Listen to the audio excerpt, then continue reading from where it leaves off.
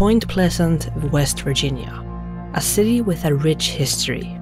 A city that originally was the site of a Native American settlement until 1749, when a French explorer claimed French sovereignty over the Ohio Valley, which understandably caused a lot of tension in the area.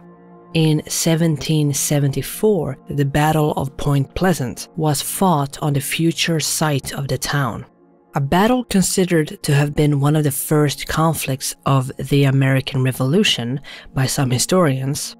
But despite all that, what Point Pleasant is most famous for is the sightings of something strange in the 1960s. A strange creature with glowing red eyes and huge wings. The Mothman of Point Pleasant.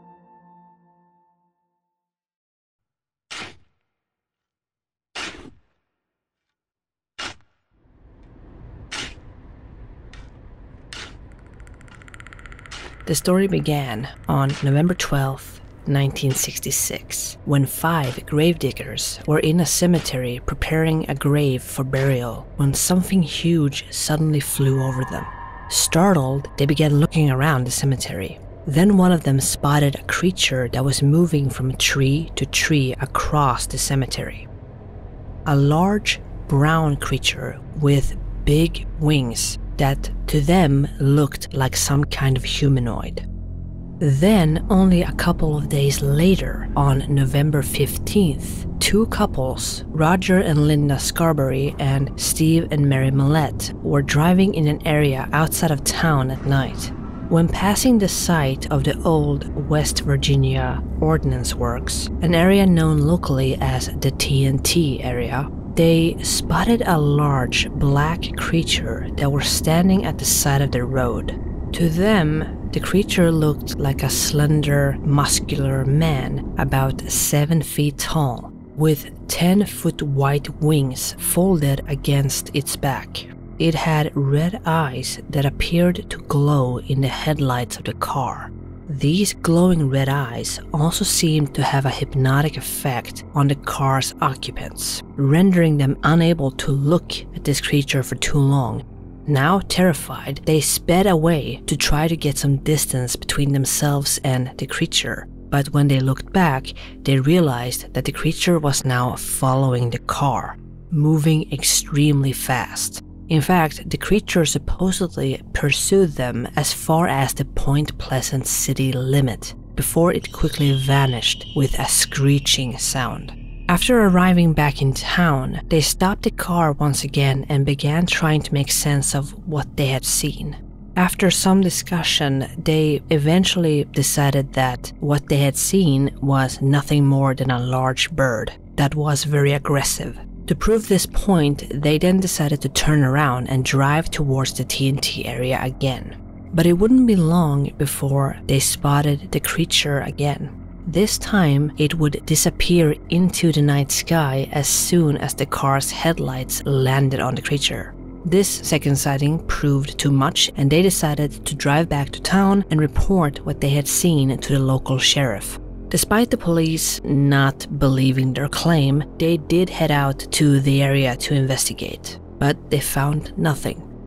The local press, however, were very quick to report the incident. In the November 16th issue of the Point Pleasant Register, this strange encounter was brought to the public's attention. The story quickly spread, and soon more and more people reported sightings of this creature. And for the next 13 months, the creature would be seen in various locations around Point Pleasant. For instance, one sighting was reported by 2 volunteer firemen who claimed that they had seen a large bird with red eyes. Reportedly, there were as many as over 100 sightings during this time, though most of these were unconfirmed.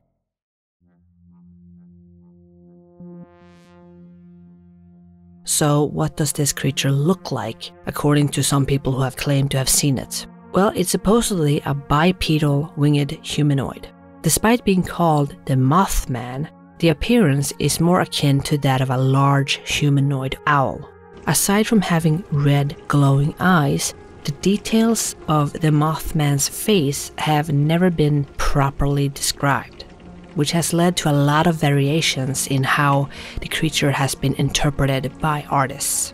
Some have even interpreted this to mean that it does not have a head. Instead, it has two huge red eyes set in the chest. From what witnesses have claimed, the creature is very agile and incredibly fast when flying, but very clumsy when on the ground, moving in a way that has been described by some as similar to a penguin.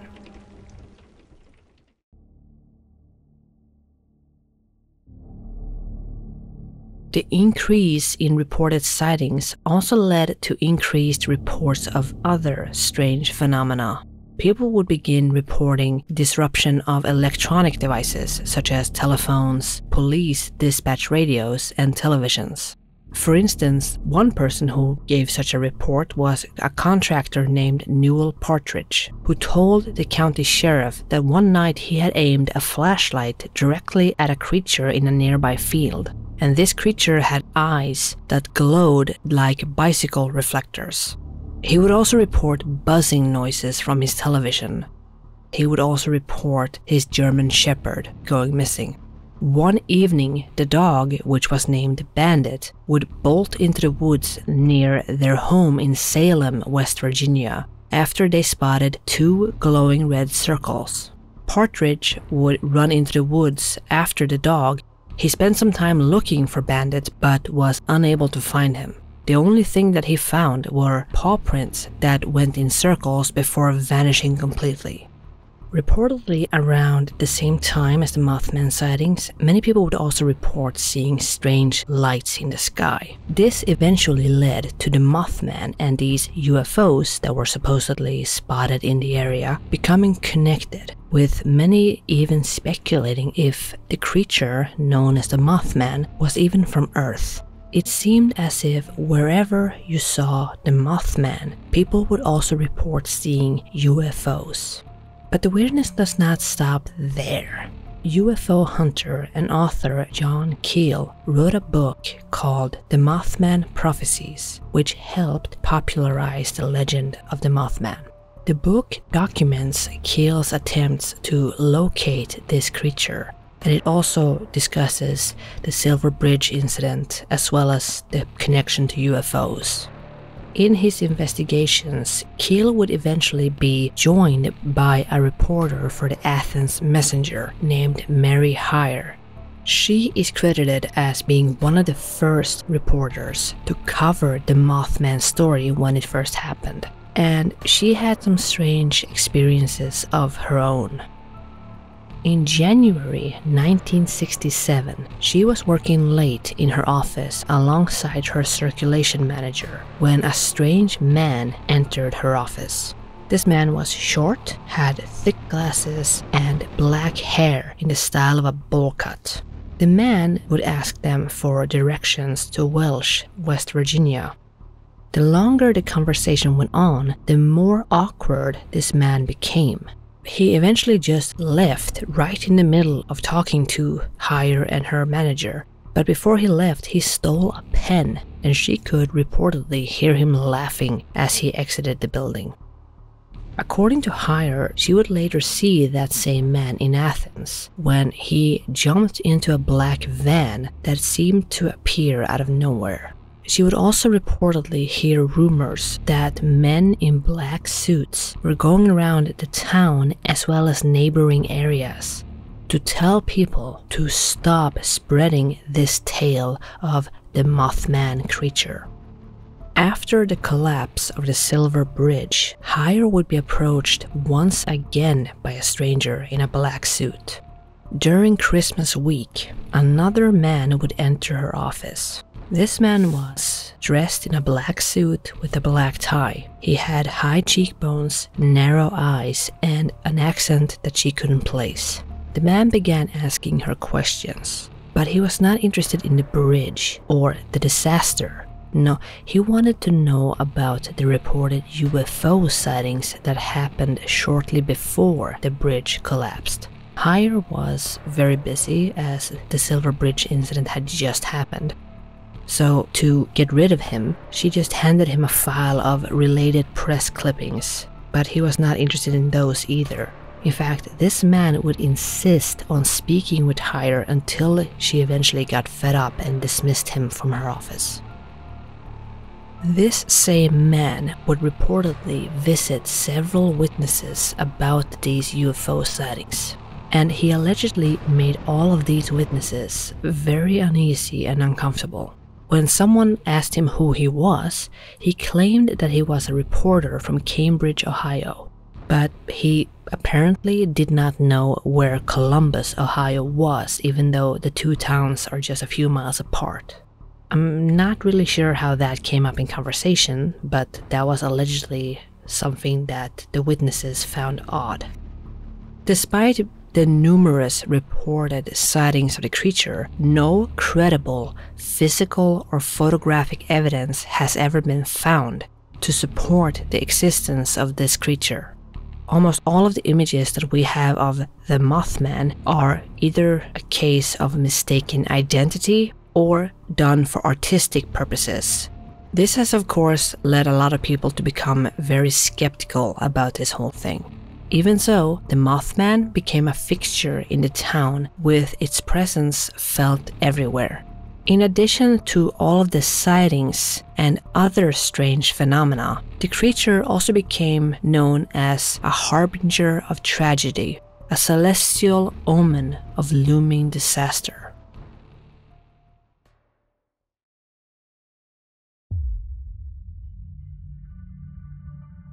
The sightings of the Mothman would continue up until December 15th, 1967, the date of the Silver Bridge disaster. The Silver Bridge was an I-bar chain suspension bridge that was constructed in 1928. An I-bar is a straight bar with a hole at each end for fixing to other components. At the time of the Silver Bridge's construction in 1928, I-bar bridges had already been built for around 100 years. When completed, the bridge was officially named the Point Pleasant Bridge, though due to its silvery color, the bridge became known as the Silver Bridge. Upon completion, the bridge connected two cities, and the addition of the bridge was a welcome change, as Point Pleasant had always been at the mercy of the Ohio River, with its economy based around the ships which navigated its waters. The bridge carried US Route 35 over the Ohio River, so the addition of the bridge and the increased traffic meant an increase in the town's population and, of course, arrival of new businesses. The town was steadily growing and traffic was also steadily increasing. The increased traffic wasn't really a big problem in the late 1920s, as cars were not as common nor as heavy. For instance, Henry Ford's Model A, which is a successor to the Model T, is arguably the best-selling car in the USA during this time period. And this car had an estimated weight of around 2,250 pounds, roughly 1,000 more than the Model T, which weighed around 1,500 pounds. One problem that the bridge faced was that cars would evolve over the years, becoming much more common as well as growing much heavier. And by the 1960s, the average weight of vehicles that were sold in the US were well over 4,000 pounds. And that's not even counting heavy trucks or buses. This was not something that was considered when the bridge was designed in 1926-1927, as the design of the bridge conformed to the engineering standards of that era. At its peak, roughly 4,000 vehicles crossed the bridge every single day. This, in combination with cars, trucks, and buses growing heavier and heavier, proved too much for the bridge to handle. And on December 15, 1967, the Silver Bridge collapsed. amid heavy rush hour traffic. This collapse caused 31 vehicles to fall into the Ohio River, sending 64 people into the cold water below. 46 people would lose their lives from this disaster, 2 of whom have never been found. Shortly after the disaster, an investigation was launched, and the cause was found to be the failure of a single eye-bar on the north of the Ohio subsidiary chain, which was the first link below the top of the Ohio Tower. A small crack had formed and would grow through internal corrosion. Even though the bridge was inspected, they would not have found this tiny crack because it was not visible without disassembling the eye-bar entirely. So this crack would grow worse and worse until the eye-bar failed. After that, the collapse of the entire structure was inevitable. The collapsed bridge would be replaced by the Silver Memorial Bridge, which was completed in 1969. So what does this disaster have to do with the Mothman? Well, simply put, there were a couple of sightings of the Mothman that were said to have occurred near the bridge shortly before the disaster. This eventually led to rumors that the bridge collapsing and the Mothman were connected in some way. Some even going so far as saying that the creature could have been a warning of the accident, which made the legend of the Mothman being some kind of omen of doom grow even more.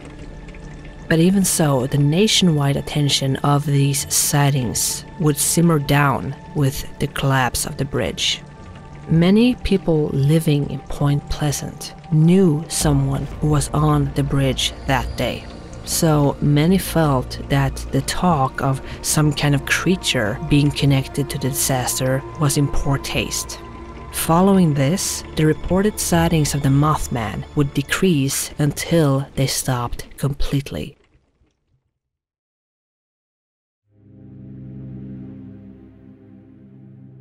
As I mentioned before, many people were and are very skeptical about the creature's existence and have tried to come up with explanations for what these sightings could have been.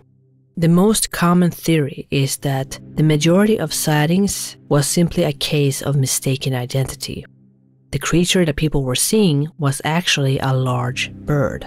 For instance, Mason County Sheriff George Johnson believed that the sightings were that of an unusually large heron.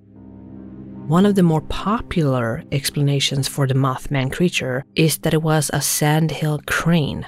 Wildlife biologist Robert L. Smith at West Virginia University would state that the descriptions and sightings of the Mothman fit the sandhill crane. The sandhill crane is a species of large crane with red foreheads, white cheeks, and long, dark, pointed bills.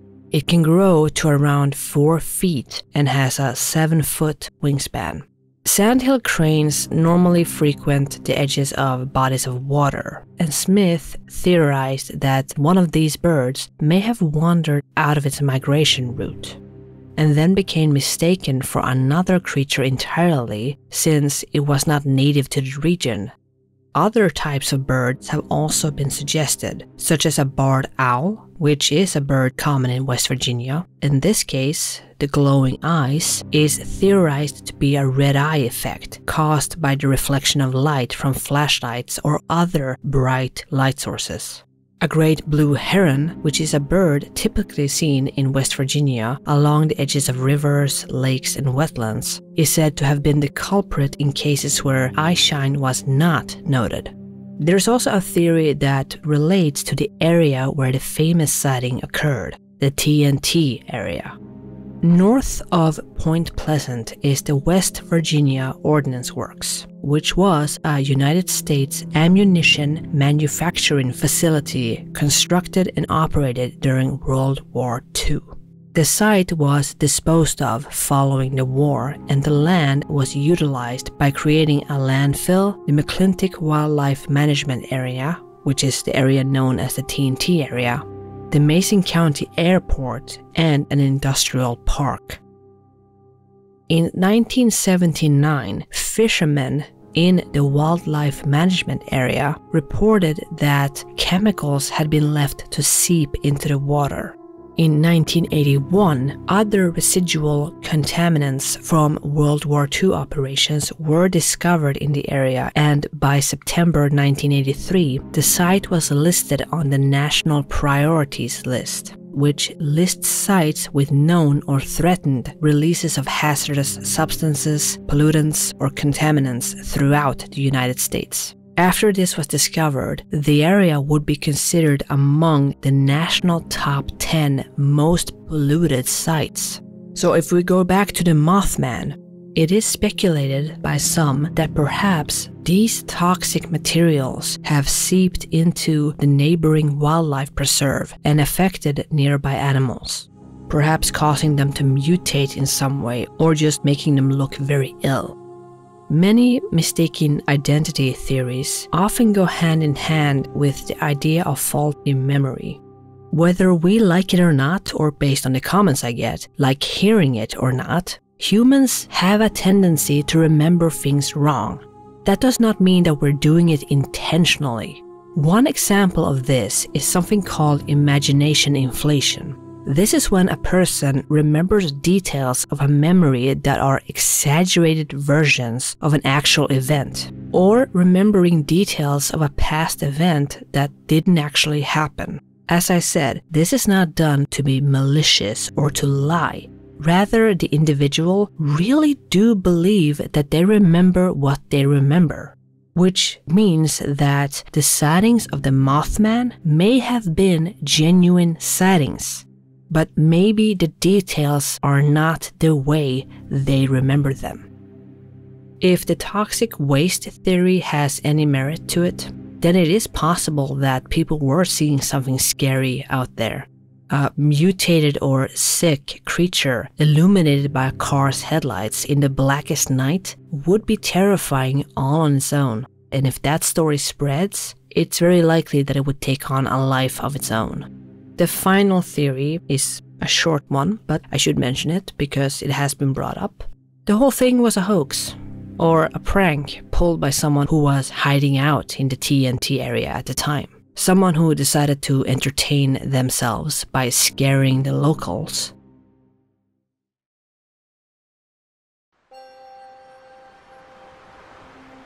Sightings of the Mothman may have stopped, but the creature itself is very much remembered.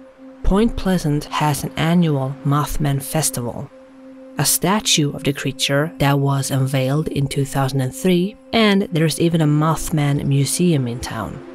So the creature is very much remembered.